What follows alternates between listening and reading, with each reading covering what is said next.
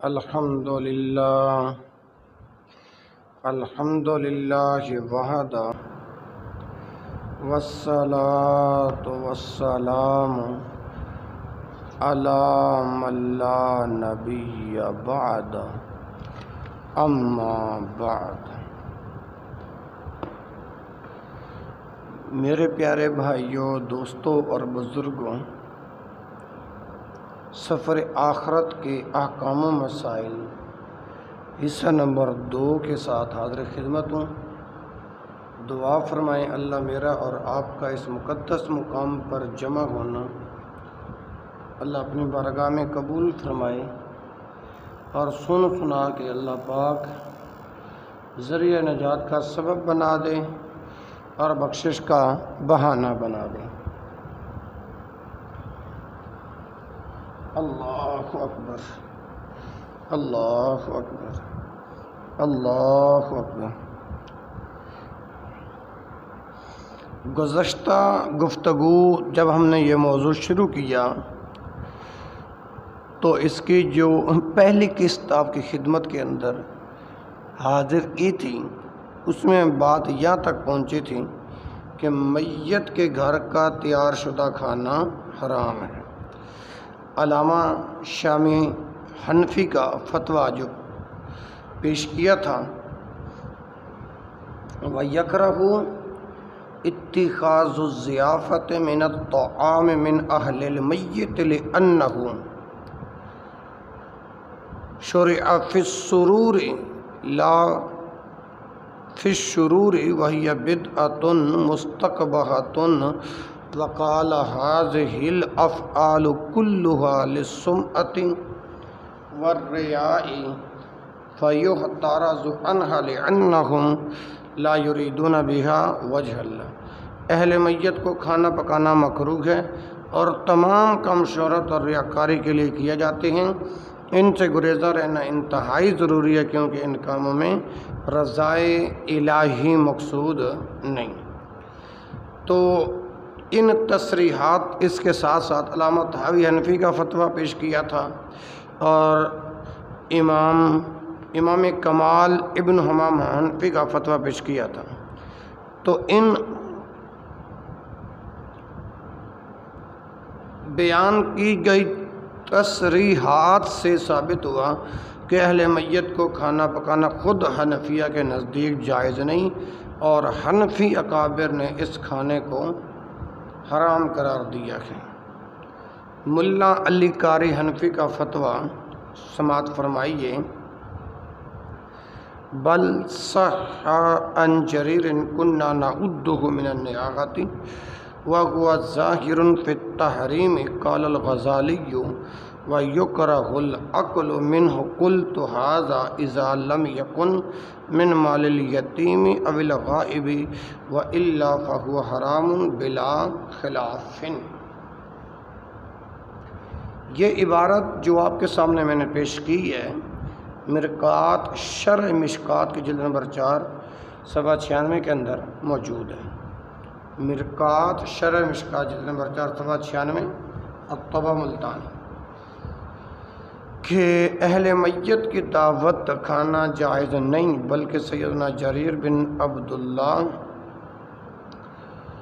رضی اللہ عنہ کی صحیح حدیث ہے، جریر بن عبداللہ کی، کہ اہل میت کے ہاں اجتماع اور ان کے ہاں کھانا پکنا نوحہ ہے اور اس حدیث سے کھانے کی صریح حرمت ثابت ہوتی ہے۔ اللہ اکبر۔ میرے پیارے بھائیوں، امام غزالی رحمہ اللہ لکھتے ہیں کہ میں کہتا ہوں جب کھانا یتیموں، بیواؤں اور غیر حاضر لوگوں کے مال سے تیار کیا گیا ہو تو بلا اختلاف یہ حرام ہے۔ فاضل بریلوی احمد رضا خان کا فتویٰ ذرا آپ سماعت فرمائیے۔ غالباً ورثہ میں کوئی یتیم یا بچہ نابالغ ہوتا یا بعض ورثہ موجود نہیں ہوتے، غالباً ورثہ میں کوئی یتیم یا بچہ نابالغ ہوتا یا بعض ورثہ موجود نہیں ہوتے، نہ ان سے اس کا اذن لیا جاتا ہے جب تو یہ امر سخت حرام شدید پر متضمن ہوتا ہے۔ اللہ عز و جل فرماتا ہے ان الذین یاکلون اموال الیتامی ظلما انما یاکلون فی بطونہم نارا وسیصلون سعیرا۔ سورۃ آل عمران آیت نمبر 10۔ بے شک جو لوگ یتیموں کا مال ناحق کھاتے ہیں بلا شبہ وہ اپنے پیٹ میں انگارے بھرتے ہیں اور قریب ہے کہ جہنم کی گہرائی میں جائیں گے۔ مال غیر میں بے اذن تصرف خود ناجائز ہے۔ اللہ تعالیٰ نے فرمایا لا تأکلوا اموالکم بینکم بالباطل، سورۃ البقرہ کی آیت نمبر 88۔ خصوصاً نابالغ کا مال ضائع کرنا جس کا اختیار نہ خود اسے، نہ اس کے باپ کو، نہ اس کے وصی کو ہے۔ لأن الولایۃ للنظر للضرر، لأن الولایۃ للنظر للضرر، علی الخصوص اگر ان میں کوئی یتیم ہوا تو آفت سخت در ہے، والعیاذ باللہ رب العالمین۔ ہاں اگر محتاجوں کو دینے کو کھانا پکوائیں تو حرج نہیں بلکہ خوب ہے، بشرطیکہ کہ یہ کوئی عاقل بالغ اپنے مال خاص سے کرے یا ترکہ سے کریں یا سب وارث موجود بالغ و نابالغ راضی ہوں۔ خان صاحب بریلوی کا یہ فتویٰ قابل داد ہے، مگر آخر میں ان کا یہ کہنا کہ بالغ و نابالغ سب راضی ہو ناقابل فہم ہے، کیونکہ فقہاء حنفیہ نے وضاحت کر دی کہ نابالغ کی وصیت نافذ نہیں ہو سکتی۔ فتاوی قاضی خان اٹھائیے، حاشیہ عالمگیریہ جلد نمبر 3 صفحہ 395۔ لا تجوز وصیت الصبی اذا لم یکن مراہقا عندنا وقضا اذا کان مراہقا، اور جب بچے کی وصیت باطل ہے تو اس کے رضا کا کیا اعتبار ہے؟ اب اس میں ایک مغالطہ پیش کیا جاتا ہے۔ مشکات جلد نمبر 2 صفحہ 544 پہ جو حدیث ہے وہ پیش کرتے ہیں کہ ان عاصم بن قلیب ان رجل قال خرجنا مع رسول اللہ صلی اللہ علیہ وسلم فی جنازۃ فلما رجع استقبلہ داعیو فلما رجع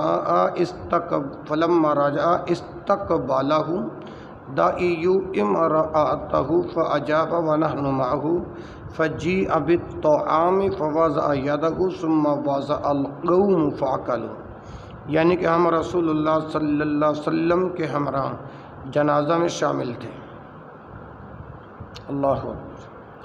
جب دفن کے بعد واپس لوٹے تو میت کی بیوی نے آپ صلی اللہ علیہ وسلم کو دعوت کا پیغام بھیجا جو آپ نے قبول فرما لیا۔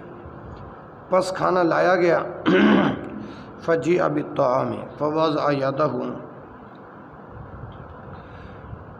ثم وضع القوم فاکلوا، آپ صلی اللہ علیہ وسلم نے اور قوم نے تناول فرمایا۔ یعنی اس حدیث سے معلوم ہوا کہ میت کے گھر کی دعوت قبول کرنا جائز ہے اور کھانا حرام اور مکروہ نہیں ہوتا۔ یہ مغالطہ پیش کیا جاتا ہے۔ اب اس کا جواب یہ ہے کہ یہ حدیث ان الفاظ کے ساتھ صحیح نہیں۔ غالب خیال یہ ہے کہ یہ کاتب کی قلمی لغزش کا نتیجہ یا پھر صاحب مشکات خطیب تبریزی سے سہون کلمہ امرأتہ میں ہی ضمیر کا اضافہ ہو گیا ہے، کیونکہ مشکات کے ماخذ سنن ابی داؤد میں فلما رجع استقبلہ داعی امرأۃ کے الفاظ مروی ہیں۔ سنن ابی داؤد جلد نمبر 2 صفحہ 372، عون المعبود جلد نمبر 3 صفحہ 249 کہ واپسی پر کسی عورت نے آپ صلی اللہ علیہ وسلم کو کھانے کی دعوت پر بلایا۔ میرے بھائیوں، مولانا احمد رضا بریلوی کی رائے کیا ہے کہ اس عورت نے آپ صلی اللہ علیہ وسلم کو پہلے سے دعوت دے رکھی تھی، لیجئے جواب تمہارے گھر سے میں نے دے دی ہے۔ وقت موعود پر تقدیر اس کا خاوند فوت ہو گیا، بنا پر آپ صلی اللہ علیہ وسلم کا وہاں کھانا تناول کرنا وفات کی وجہ سے نہ تھا بلکہ سابق وعدہ کے بنا پر تھا۔ احکام شریعت کھولیں اور صفحہ 299 نکالیں، اور فتاوی شامی میں ہے مذہبنا و مذہب غیرنا کالشافعیۃ والحنابلۃ استدلالا بحدیث جریر المذکور علی الکراہۃ لا سیما اذا کان فی الورثۃ صغار و غائب۔ رد المختار جلد نمبر 1 صفحہ 842۔ سیدنا جریر بن عبداللہ رضی اللہ عنہ کے حدیث سے استدلال کرتے ہوئے شافعیہ اور حنابلہ کی طرح ہمارا مذہب یہی ہے کہ اہل میت کو دعوت کرنا مکروہ ہے۔ اسی طرح تیجہ، سالسواں اور برسی کا شرعی حکم کیا ہے۔ وہ بھائی حنفیہ کے نزدیک اگرچہ بدن عبادت کا ثواب میت کو پہنچتا ہے، تاہم سوئم، ہفتم، چہلم اور برسی وغیرہ رسم خود حنفیہ کے نزدیک بھی ثابت نہیں ہے۔ فتاوی عالمگیری میں ہے ولا یباح اتخاذ الطعام ثلاثۃ ایام قضا فی التتارخ خانیۃ۔ فتاوی بزاریہ جلد نمبر 1 صفحہ 167۔ 3 دن تک میت کے گھر کھانا تیار کرنا مباح نہیں۔ فقیہ محمد بن شہاب گردی کا فتویٰ یہ ہے یکرہ اتخاذ الطعام فی الیوم الاول والثالث وبعد الاسبوع۔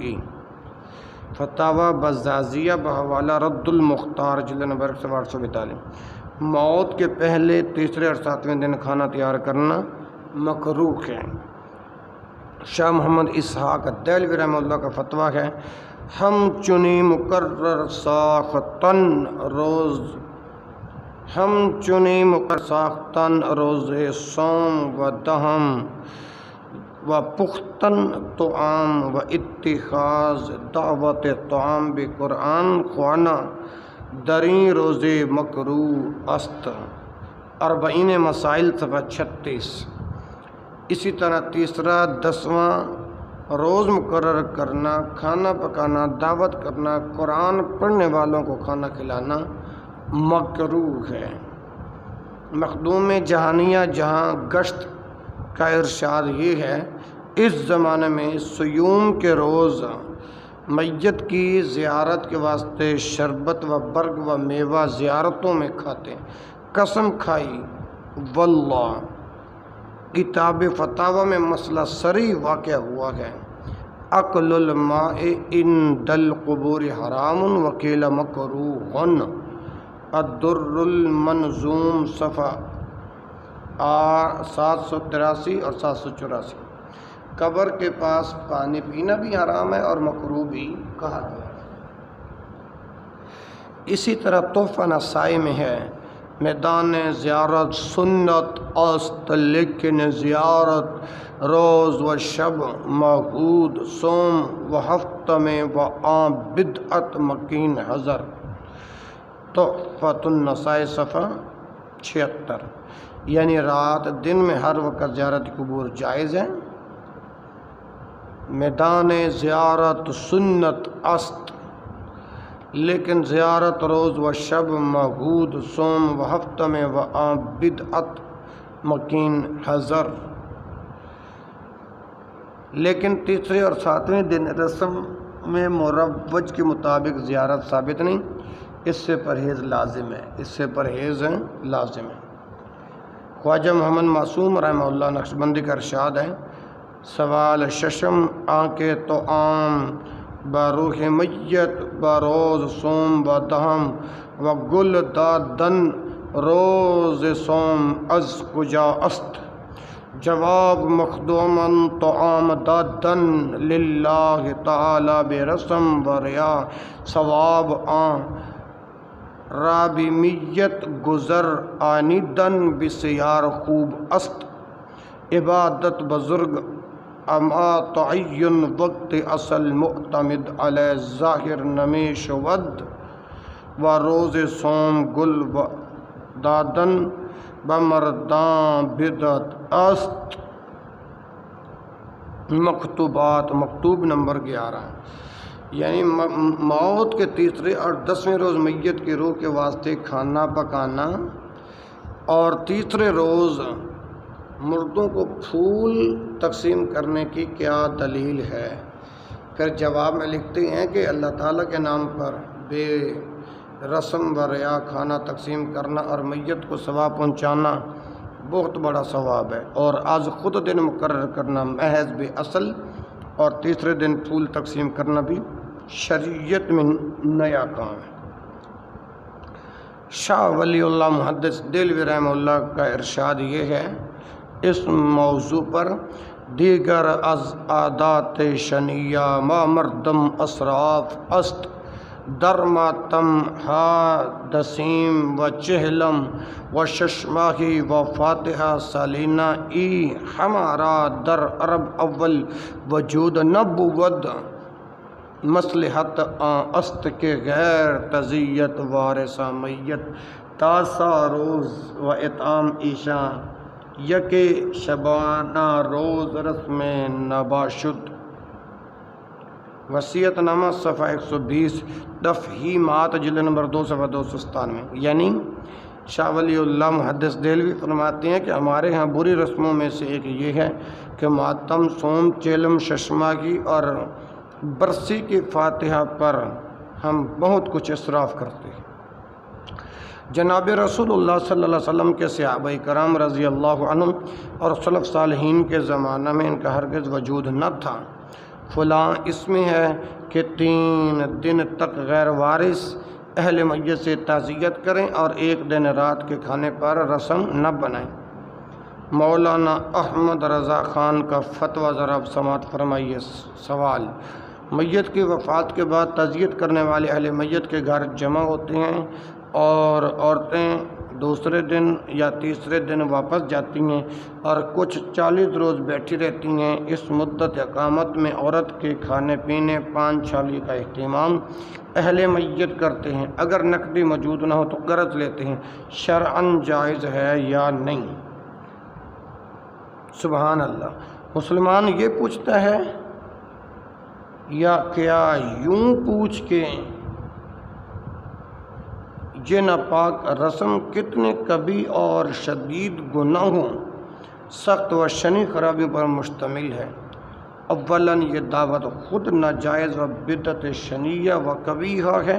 امام احمد اپنی مسند اور ابن ماجہ سنن میں بسند صحیح جریر بن عبداللہ رضی اللہ عنہ سے روایت لائے ہیں، کننا نعد الاجتماع الی اہل المیت وصنعہم الطعام من النیاحۃ احکام شریعت حصہ 292۔ ہم صحابہ رضی اللہ عنہم اہل میت کے یہاں جمع ہونے اور ان کے کھانا تیار کرانے کو نیاحہ یعنی نوحہ شمار کرتے تھے۔ آگے مذکورہ فقہی فتویٰ بڑی تفصیل سے لکھتے ہیں، اسی طرح وقت نہیں ہے ورنہ وہ گفتگو بھی عرض کرتا۔ دوسرا فتویٰ، 3 برس کے بچے کی فاتحہ دوجے کی ہونا چاہیے یا سوم کی؟ بیان و تواج۔ 3 برس کے بچے کی فاتحہ دوجے کی ہونی چاہیے یا سوم کی؟ جواب: شریعت میں ثواب پہنچانا ہے، دوسرے دن ہو خواہ تیسرے دن، باقی یہ تعین عرفی ہے، جب چاہیں کریں۔ انہی دنوں کی گنتی ضروری جاننا جہالت و بدعت ہے۔ فتاوی احمد رضا بریلوی گلمی اتاب حضر و اباحت صفحہ 310، بحوالہ فتاوی رشیدیہ صفحہ 459۔ اللہ اکبر۔ ایسی ہی بے ثبوت اور ناجائز رسموں کی تردید کرتے ہوئے ایک سوال کے جواب میں لکھتے ہیں کہ بعض لوگ کہتے ہیں کہ فلاں درخت پر شہید ہیں اور فلاں طاق میں شہید مرد رہتے ہیں، اس درخت اور طاق کے پاس جا کر ہر جمعرات فاتحہ دلاتے ہیں، کیا یہ لوگ حق پر ہیں؟ کیا شہید درختوں اور طاقوں میں رہتے ہیں؟ بینوا بالکتاب و تواجر بالثواب۔ کو بھائی یہ سب واقعات و خرافات اور جاہلانہ حماقات و بطلات ہیں، ان کا ازالہ لازم ہے۔ ما انزل اللہ بها من سلطان ولا حول ولا قوت الا باللہ العلی العظیم۔ عبدہ المذنب احمد رضا احکام شریعت جلد نمبر 1 صفحہ 32۔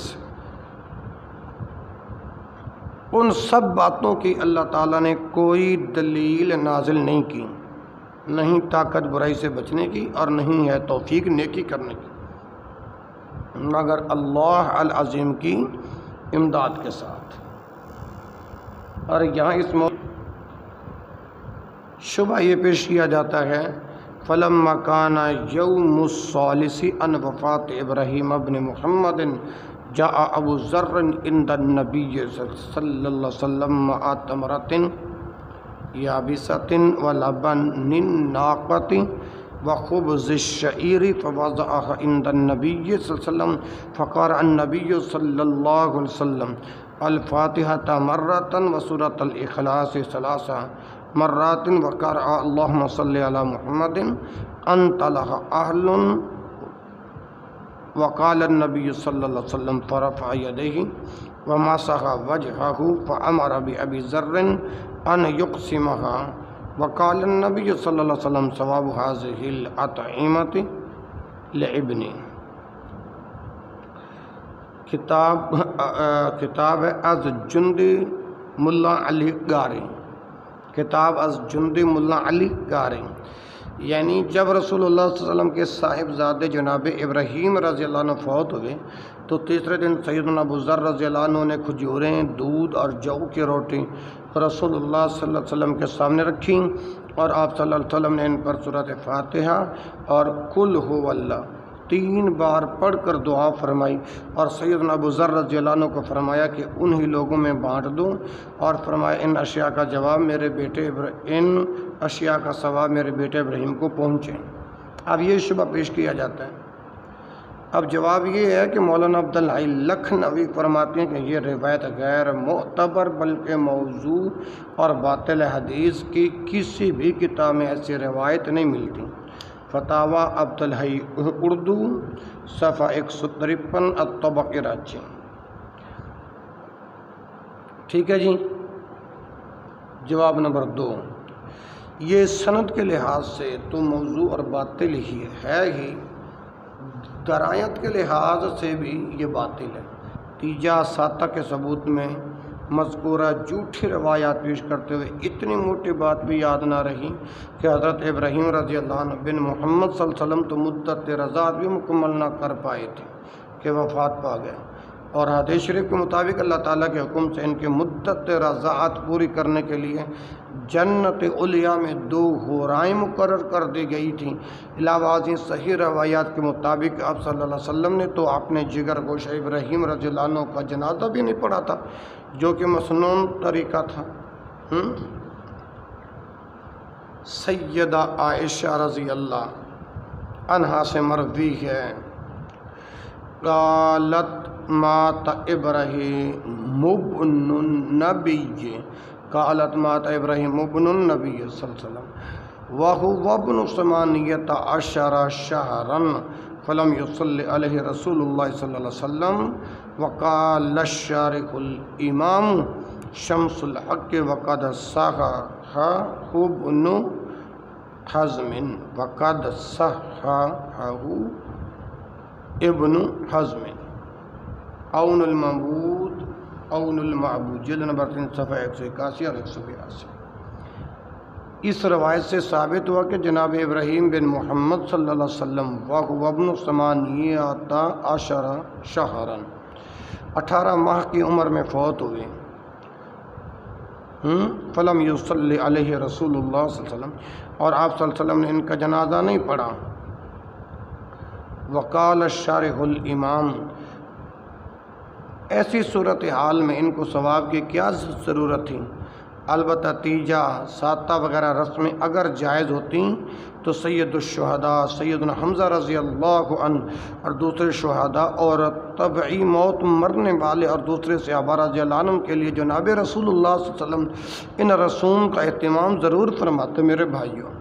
حالانکہ امر واقعی یہ ہے کہ زمانہ سلف صالحین میں ان رسوم کا نشان تک موجود نہیں تھا، اور ہمارے سلف ان جیسے غیر ثابت کاموں سے سخت متنفر تھے۔ یہ نئے امور سوجیں تو صدیوں کے بعد سوجیں۔ ڈاکٹر اقبال کیا خوب فرماتے ہیں، تحقیق کی بازی ہو تو شرکت نہیں کرتا، ہو کھیل مریدی کا تو ہارتا ہے بہت جلد، تعویل کا پھندا کوئی سیاد لگا دے تو شاخ نشیمن سے اترتا ہے بہت جلد۔ دوسرا شبہ، مولوی احمد یار گجراتی اور مولوی عبدالسمیع صاحب کہتے ہیں کہ فقہا نے تیجا ساتہ اس لیے منع کیا ہے کہ یہ کھانا مہمانوں اور رشتہ داروں کی وجہ سے ہوتا ہے۔ فقہا نے تصریح کی ہے کہ اگر کھانا صرف فقراء کے لیے تیار کیا جائے تو اچھا ہے، منع نہیں۔ اب اس کا دوسرے شبے کا جواب یہ ہے، یہ دعویٰ بالکل غلط ہے۔ یہ دعویٰ بولو کیا ہے، بالکل غلط ہے، کیونکہ فقہائے حنفیہ نے اس کھانے کو مکروہ لکھا ہے، جیسے فقہائے حنفیہ اور خان صاحب بریلوی کی تصریحات میں عرض کر چکا ہوں۔ دوسرا جواب اسی دوسرے شبے کا، سمجھ آ رہی کہ نہیں؟ یہ کھانا اس لیے بھی مکروہ ہے کہ اس کھانے کے لیے از خود دن مقرر کیا جاتا ہے۔ از خود دنوں کا تعین اور وقت اور سال کا تقرر سنت نہیں، سال کا تقرر سنت نہیں، لہٰذا اجتناب لازم ہے۔ حقیقت تو یہ کہ ہمارے فقہائے دین اگر یہ وجوہات بیان نہ بھی کرتے تو بھی کچھ مذائقہ نہ تھا، کیونکہ سیدنا جریر بن عبداللہ رضی اللہ عنہ کی حدیث ان ضیافتوں کی حرمت و کراہت کے ثبوت میں کافی ہے۔ تیسرا شبہ یہ پیش کیا جاتا ہے، ہدیۃ الحرمین میں ہے کہ رسول اللہ صلی اللہ علیہ وسلم اپنے فرزند جناب ابراہیم رضی اللہ عنہ کی وفات کے بعد سوم، دہم، ہفتم اور چہلم میں چھواروں پر فاتحہ دی، صحابہ کرام رضی اللہ عنہم کو کھلائے۔ اس سے معلوم ہو کہ سوم، دہم، ہفتم اور چہلم سنت ہیں۔ یہ تیسرا شبہ پیش کیا جاتا ہے۔ اس کا جواب یہ ہے کہ یہ قصہ فرضی اور من گھڑت ہے، خود مفتی یعنی احناف نے اس کی تردید کر دی ہے۔ کیا کر دی ہے؟ تردید۔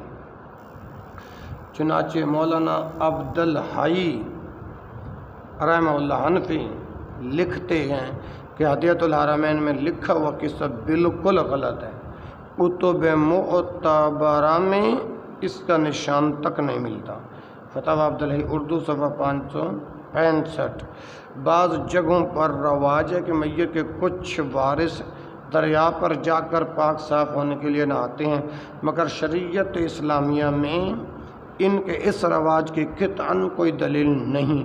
ان کے اس رواج سے بظاہر یہی معلوم ہوتا ہے کہ یہ ماتم کو نجاست کا سبب سمجھتے ہیں، تو ان کی یہ سوچ صحیح نہیں، کیونکہ جناب رسول اللہ صلی اللہ علیہ وسلم نے ہر تکلیف اور مصیبت کو مسلمان کے لیے طہارت اور گناہوں کا کفارہ قرار دیا، جیسا کہ ایک حدیث میں آتا ہے، ما یصیب المسلم من نصب ولا وصب ولا غم ولا حزن ولا حزن ولا غم حتى الشوکۃ یشاقها الا کفر اللہ بها من خطایاہ۔ مشکوٰۃ جلد نمبر صفحہ 134۔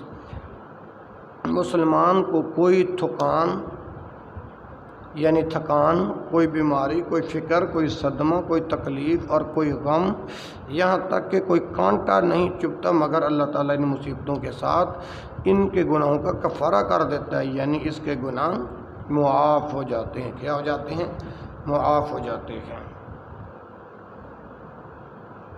اللہ اکبر۔ ما یصیب المسلم من نصب، کوئی تھکان، ولا وصب، کوئی بیماری، ولا ہم، کوئی فکر، ولا حزن، کوئی صدمہ، ولا اذن، کوئی تکلیف، ولا غم اور کوئی غم، حتی الشوکۃ یشاقها، حتیٰ کہ یہاں تک کہ کوئی کانٹا نہیں چپتا مگر اللہ تعالیٰ ان مصیبتوں کے ساتھ اس کے گناہوں کا کفارہ کر دیتا ہے، یعنی اس کے گناہ معاف ہو جاتے ہیں۔ دیکھیے مسلمان بھائیوں، مصیبتوں کے ساتھ انسان کیسے پاک ہو جاتا ہے۔ اب جو اس کے خلاف عقیدہ رکھیں وہ رسول اللہ صلی اللہ علیہ وسلم کا پیرو کیسے ہو سکتا ہے؟ بعض لوگوں کے ہاں رواج ہے کہ فوتگی کے بعد چند روز تک گھر میں گوشت نہیں لاتے۔ اور میرے بھائیوں، یہ بات ہندوؤں کے رسوم کا جربہ ہے۔ رسول اللہ صلی اللہ علیہ وسلم نے ایسی تمام غیر شرعی رسموں سے منع فرمایا ہے۔ مشکات شریف میں سیدنا عمران بن حسین رضی اللہ عنہ اور ابو ہریرہ رضی اللہ عنہ سے مروی ہے، قال خرجنا مع رسول اللہ صلی اللہ علیہ وسلم فی جنازۃ نرى قوما قد طاروا قوما قد طاروا اردیتهم یمشون فی قمص فقال رسول اللہ صلی اللہ علیہ وسلم ابی فعل الجاہلیت تأخذون ابی صنیع الجاہلیت تشبہون لقد حممت ان ادعو علیکم دعوت ترجعون فی غیر صورکم فاخذوا اردیتهم ولم یعود لذالک۔ ابن ماجہ مشکات جلد نمبر 152۔ ایک دفعہ جناب رسول اللہ صلی اللہ علیہ وسلم کے ساتھ ہم جنازہ پڑھنے جا رہے تھے۔ آپ صلی اللہ علیہ وسلم نے ایک قوم دیکھی جنہوں نے چادریں اتار رکھی تھیں اور صرف قمیضوں میں جا رہے تھے۔ قد طاروا اردیتهم یمشون فی قمص فقال رسول اللہ صلی اللہ علیہ وسلم، تو آپ صلی اللہ علیہ وسلم نے ڈانٹ کر فرمایا ابی فعل الجاہلیت، ابی فعل الجاہلیت، کیا تم جاہلیت کا فعل لیتے ہو؟ تأخذون ابی فعل الجاہلیت تأخذون، کیا تم جاہلیت کا فعل لیتے ہو؟ اللہ اکبر۔ ابی صنیع الجاہلیت تشبہون، اور کیا جاہلیت سے مشابہت کرتے ہو؟ لقد حممت، میں نے ارادہ کیا تھا، ان ادعو علیکم دعوت ترجعون فی غیر صورکم، کہ تم پر ایسے بد دعا کروں، ان ادعو علیکم دعوت ترجعون فی غیر صورکم، میں تم پر ایسی بد دعا کروں جس میں تمہاری صورتیں مسخ ہو جائیں۔ راوی کہتے ہیں فَأَخَذُوا اُرْدِيَّتَهُمْ وَلَمْ يَعُودُوا لِذَلِكَ۔ راوی کہتا ہے رسول اللہ صلی اللہ علیہ وسلم کے ڈانٹنے پر انہوں نے چادریں پہنی اور پھر اس فعل کے مرتکب نہیں ہوئے، اس فعل کے مرتکب نہیں ہوئے۔ پس اسلام میں اس جیسی رسم حرام ہے اور ان سے پرہیز لازم ہے۔ اللہ اکبر۔ انشاءاللہ آج دوسری قسط آپ کی خدمت میں پیش کی جا چکی ہے۔ کل بفضل زندگی انشاءاللہ تیسری قسط آپ کی خدمت میں پیش کروں گا۔